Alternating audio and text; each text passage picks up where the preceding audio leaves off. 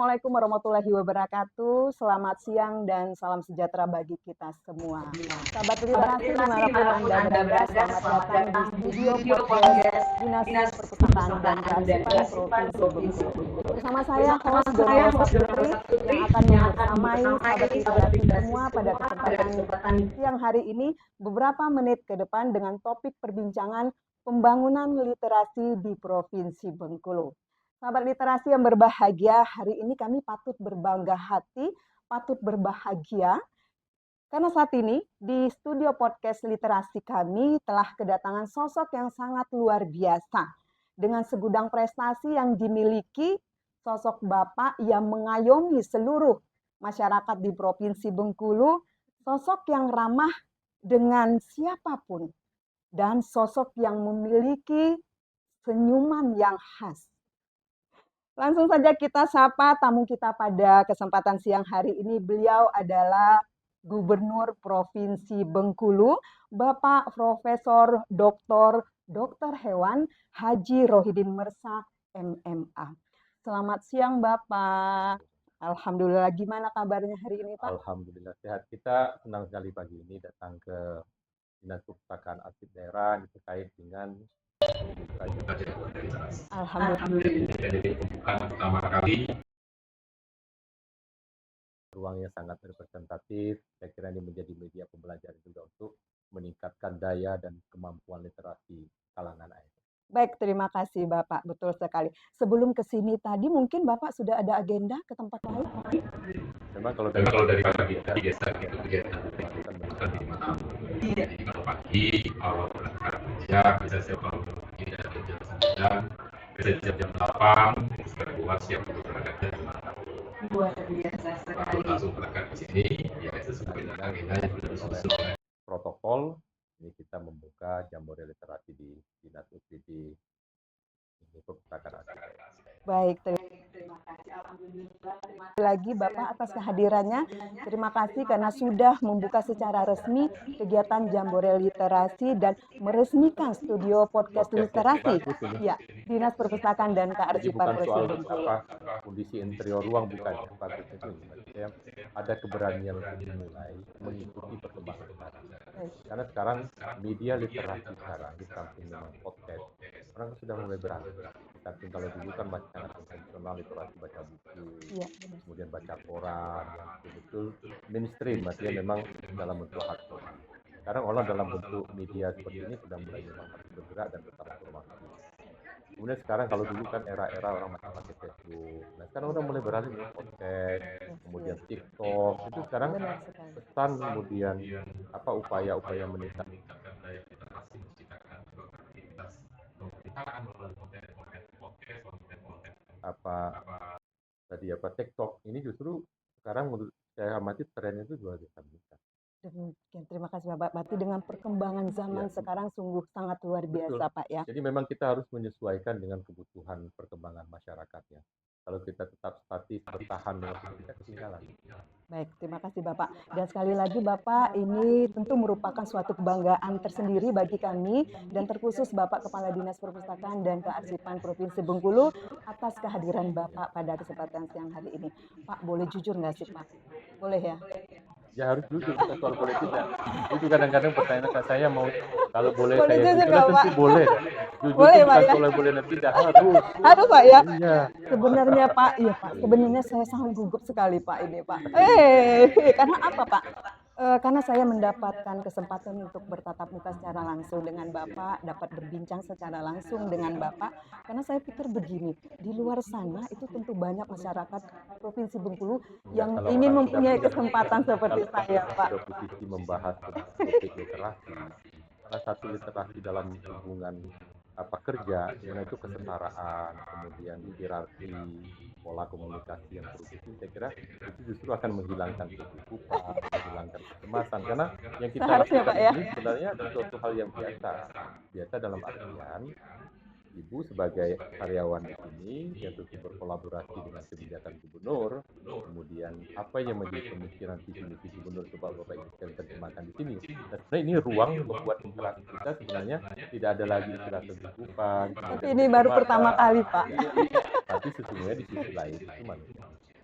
Betul. Kalau orang sudah hilang rasa, baru orang tidak ada gugup, nggak ada khawatir.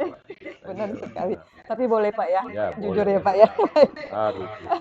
Baik Bapak, selanjutnya langsung saja Ya. kita pada topik pembicaraan atau perbincangan kita pada siang hari ini, yakni tentang pembangunan literasi di Provinsi Bengkulu. Ya. Apa nih Pak yang bisa Bapak sampaikan kepada sahabat literasi semua bila dilihat dari sudut pandang Bapak sebagai kepala daerah? Kami persilakan Pak. Secara instrumen, kita memang menyusun berbagai program agar daya dan kemampuan literasi masyarakat itu meningkat. Masyarakat. Nah, keberadaan UPD perpustakaan dan arsip daerah saya kira menjadi leading. Tadi misalnya dengan menyediakan perpustakaan, baik itu perpustakaan UPD, perpustakaan desa, perpustakaan pesantren, perpustakaan masjid. Nah, tentu perpustakaan sekarang juga bertransformasi, tidak hanya sekedar tumpukan buku, tapi justru sekarang mulai berorientasi bagaimana perpustakaan inklusif dan memang harus berorientasi kepada produktivitas, termasuk mengembangkan skill, keterampilan, itu sudah berorientasi seperti itu. Nah, dengan adanya keberadaan perpustakaan sudah membuat jejaring selengkap itu, ini instrumen kita agar tadi daya dorong, semangat, Motivasi kemudian Pak ya. motivasi kemampuan masyarakat untuk meningkatkan literasi menjadi baik. Itu baru dari aspek keberadaan perpustakaan. Kemudian yang kedua, kalau dari sisi bagaimana kita mengepus lah, menekan, mendorong agar masyarakat mulai peduli juga untuk meningkatkan kapasitas kemampuan literasinya. Kita dengan cara membuat duta baca, duta literasi. Dan ini tidak sekali lagi hanya sebatas yang menjadi kewenangan lingkup dinas perpustakaan daerah. Tapi bagaimana juga mendorong literasi keuangan, kita bersama OJK, bersama perbankan, bagaimana membangun sebuah citra inklusi keuangan yang produktif.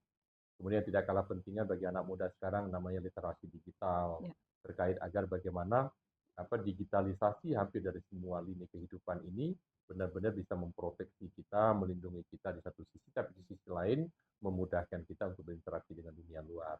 Termasuk juga memudahkan kita untuk melakukan berbagai macam aktivitas. Itu namanya literasi digital. Nah, kebijakan-kebijakan ini secara simultan memang harus digerakkan oleh semua OPD. Misalnya tadi kalau terkait dengan literasi baca, leadingnya memang Dinas Perpustakaan Daerah. Dan terkait dengan literasi keuangan, BPKAD, kemudian asisten 3, kemudian Bapeda itu terkait dengan literasi keuangan.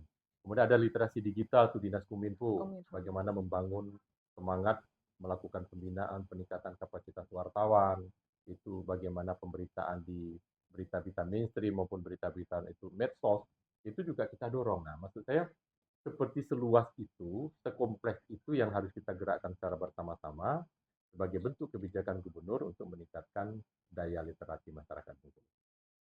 Baik Bapak, dari penjelasan yang Bapak sampaikan tadi berarti literasi untuk zaman sekarang itu memang harus kita ikuti ya Pak ya? Mesti. Mesti Kalau ya, Pak, tidak ya? tadi kita akan tertinggal Tertinggal dengan Pak. zaman. Ya, Jadi benar. gempuran pemberitaan, gempuran perubahan teknologi sekarang kan begitu cepat. Jangankan kita kalau tidak bertransformasi ya, teknologi itu sendiri kadang-kadang hilang. Ya, kalau dia tidak cepat bertransformasi dan berinovasi. Maka saya sampaikan dengan kawan-kawan, ayo bergerak untuk mengikuti bagaimana perubahan itu agar kita bisa menyesuaikan dan berjalan adaptif. Nah, kalau tidak, sekali lagi, kita akan menjadi kayak barang rongsokan. Iya, Tertinggal Pak ya? sebagai barang rongsokan yang nilainya semakin lama tuh semakin rendah. murah, semakin rendah. Bahkan pada posisi tertentu bisa dibuang orang. Nah, itu kenapa? Karena dia tidak meningkatkan kapasitas diri, yang kedua dia tidak menyesuaikan dengan perubahan. Nah, bagaimana teman-teman di kalangan ASN ya, kalau saya tantang ini kan, dia harus mengikuti, meningkatkan wawasan, keterampilan, jejaring komunikasi. Nah, itu yang sekali lagi disupport dan didorong terus agar kita bisa membangun Bengkulu yang kita cintai. Baik Bapak, untuk pertanyaan kita pada podcast kali ini, kami tidak memperpanjang lebar karena mengingat waktu yang Bapak miliki sangat terbatas ya Bapak ya. Seperti apa yang sudah Bapak jelaskan tadi, dapat kami simpulkan sedikit bahwasanya usaha yang dilaksanakan oleh pemerintah provinsi dalam membina dan mengembangkan literasi sebagai wahana belajar sepanjang hayat, implementasinya sudah terlihat dengan jelas atau secara nyata antara yang bersangkutan dan lingkungan. Untuk itu teruslah berkarya ya Pak ya, untuk generasi muda menggali potensi diri, terkhususnya untuk mengasah kecerdasan guna menghadapi Indonesia Maju tahun 2045. Mantap. Baik Bapak, terima kasih Bapak atas kehadirannya. Iya.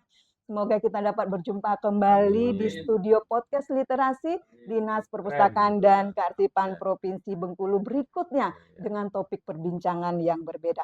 Semoga Bapak sehat selalu. Amin. Salam untuk keluarga. Terima kasih. Baik, sahabat literasi dimanapun Anda berada, demikian tadi bincang-bincang kami dengan Bapak Gubernur Provinsi Bengkulu. Kami ucapkan terima kasih atas kebersamaan Anda.